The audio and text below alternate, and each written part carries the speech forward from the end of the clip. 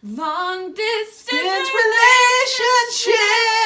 will kill you. Kill you. What's up, guys? How you doing? I'm Paul. I'm Morgan. And this is The the Paulandmorgan Show. Today's video is Christian dating Q&A. We reached out to you guys on Instagram and we said comment what type of videos and topics you want to see. So some of these are going to be ones you commented. Some of them are just going to be ones that popped into Morgan and I's brilliant heads. Guys, if you're new here, we are making Christian advice videos on life, love, and dating to help you have hope. And be free. So subscribe. All right.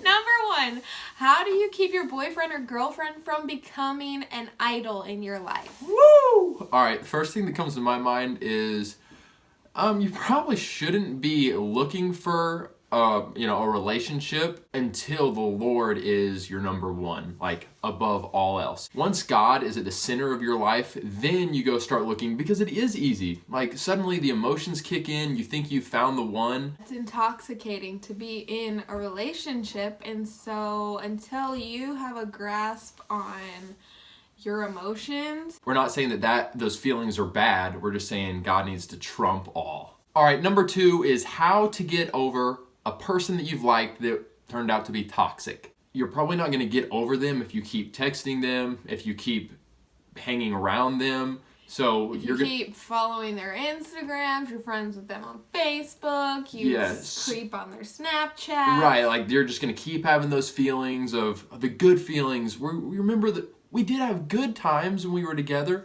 so you're probably going to need some serious separation, and that's healthy. If they've done something to hurt you, whether it's mentally, emotionally, spiritually, or physically, you've got to forgive them, because that's more for you than it is for them. Because forgiving them means moving on. It means being able to let go, break the chains that are holding you down to them, and flying away like a beautiful butterfly. Yeah. Question number 3.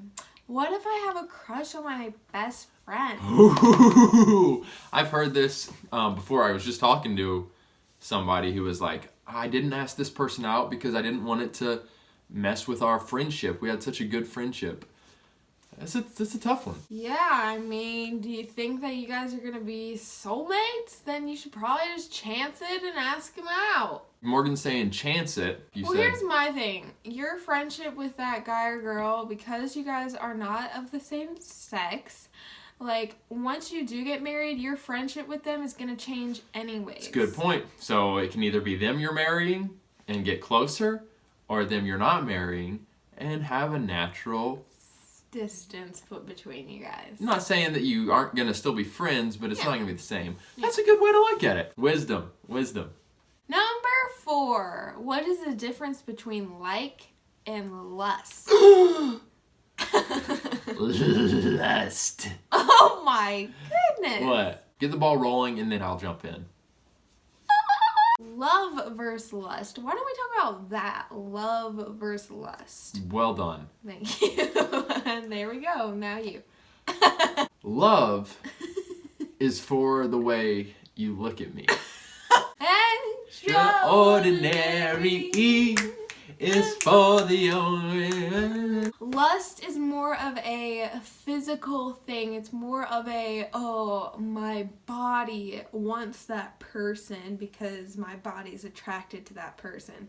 And then once it gets into like deeper things of like emotional and spiritual things, it's like, there may not be the connection there. And that's why we encourage people when they're dating to put off the physical stuff and just get to know them solely on personality, spending time together without it being physical. You start making out with someone, it might be great and all, and your body feels great, loosey-goosey, but then y'all try to talk about serious things, and you guys are both like, bleh. Number 5, thoughts on traveling with your boyfriend or girlfriend. A couple things that I would say no to. No staying in the same hotel room, just the two of you. Bad idea. Even if you're sleeping in different beds, I would discourage it. Yeah, because really, I would say if you're going to be traveling like overnight, it would be best to do it in groups. Yeah, best to do it in groups, or like Like, for example, Paul and I had traveled twice together before we were married. One of them was we drove to West Virginia together, just him and I, to go to a wedding. But I stayed at a completely separate house than him. The other time was we drove to another wedding in Mississippi, and we went with a group. Friends, and it was all the girls in one hotel room and all the guys in another hotel room. So, like, we had accountability both times. My biggest advice would be don't take it lightly and you're just like, oh, whatever. And then suddenly you find yourself in the same hotel room, in the same bed, and it goes south really quickly. Number 6, should Christians date non-Christians? Here's the thing, you guys. Why would you want to date someone who totally does not believe in what you believe? We have heard people say they have everything that I was looking for in a guy or in a girl, except they don't love the Lord. And it's like, guys, that has to be first and foremost. First. When you go into a marriage, you guys have no idea, first of all, how difficult a marriage is in general. If Paul didn't believe in God or I didn't believe in God, it would be crazy. For real, like. It wouldn't work. It really. Our marriage would fall it would shatter. I mean, the Bible does talk about if maybe you got married and you both didn't know the Lord and then one of you becomes a Christian, like to stay with the person and show them God by the way you live. But, you know, if that's not the case and you had a choice before you got married, like, don't put yourself in that situation. Find someone who loves the Lord and is going after them like you are. Question 7, should Christians use online dating? Oh, but dating apps have a bad reputation. I felt like, okay, I am looking for a wife. Like, there's this online dating. Why would I not try it out? And turns out that's where I meet Morgan. It was a little crazy how it happened. I don't think it's for everyone. I wouldn't say it's for everyone, but if your heart's in the right place and you have, the character, like if you do get a message and it's this girl that's looking, really sensual and she's sending you stuff that's implying she wants to do stuff, like stay away from that. And if you feel like, oh, that's too much of a temptation, don't mess with it. But if you're like, okay, I'm going to put those messages, those type of people to one side and look for someone who actually might be serious, then it can work. Yeah, and ladies, if you're not too desperate that when a very attractive guy messages you and is like, hey, what are you doing later tonight? Want to give me a call? I could come pick you up. I got some drinks. No, you have to be stronger than that. Gotta be stronger than that. I was on Tinder, just to be upfront. Maybe not the best site, but there were several matches where we swiped right. Yeah.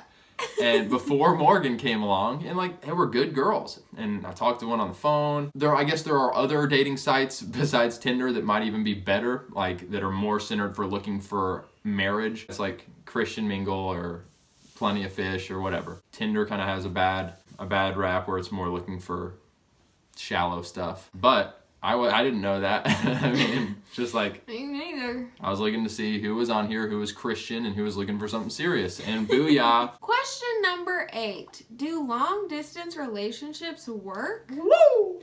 Long distance relationships!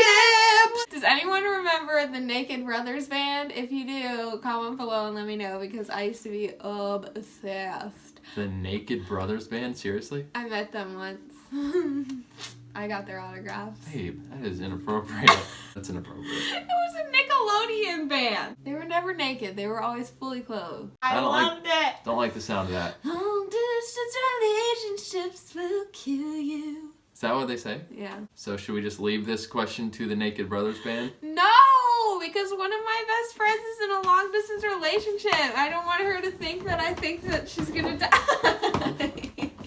Long distance relationships, I would not encourage them, to be quite honest. Honestly, they're good for some people. You're right. You have a close friend who's in a long distance relationship. How's she doing? She's doing good. Way better than I would ever be able to do. I dated a guy once who lived in Miami, and I kind of lived in Miami on and off. Mm-hmm. So I'd be there for a week and a half, 2 weeks, and then I'd come back to Louisville. When I was there in Louisville for a few weeks, let's just say he broke up with me because he couldn't handle the long distance. I had a friend who started dating somebody, then he went off to Russia for a while, and he said it was actually good because it eliminated the physical temptations, and they were able to get to know each other through just literally talking, like letters and stuff. So I can see that being letters? good. What year were they from? The 50s? Okay, you get what I'm saying. Some people still like writing letters. It's romantic in a way. No, I love it when you guys send us letters. I mean, it's all about you and that person. Can you do a long distance relationship? Because if you can, then awesome, way to go. And do it, and I think that it will grow you as a person personally, and it'll grow your all's relationship. All right, guys, comment below what you thought of our answers and if you had anything to add. We'd love to hear it. Love to keep the conversation going. Give this video a thumbs up if you enjoyed it. And we want to give a shout out to our current patrons. We love you all so much. You know who you are. Thank you, guys. And if any of you guys want to become a patron, go to patreon.com/paulandmorganshow. Link below. You know that we love you all. Have a wonderful rest of your day. We'll catch you again very soon. Have hope. And be free. There is power in the name of Jesus.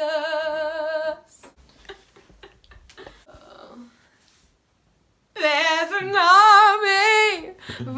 Wait, let's do an impromptu music video right now. There's an army rising up. Break every chain! Break every chain! Break every chain!